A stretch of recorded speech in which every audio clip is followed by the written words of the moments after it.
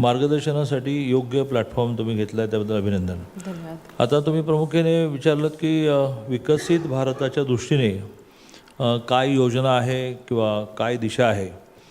तर सगळ्यात महत्त्वाचं म्हणजे आपला देश हा संपूर्ण जगामध्ये विकसित देश होताच.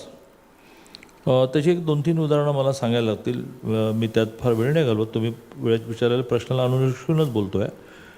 तर उदाहरणार्थ ऑक्सफोर्ड आपण म्हणतो, तर ते इसवी सन 13 साली स्थापन झालं आणि आपण म्हणजे इसवी सन 1013.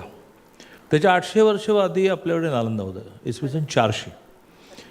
मग त्याच्या 400 वर्ष आधी आपल्याकडे तक्षशिला होतं, इसवी सन 800. आणि मग आपण 2012 साली 2012 नाही, एकूण 0 ते 12 या 1200 वर्षानंतर झालेल्या ऑक्सफोर्डचं मात्र गुणगान गातो.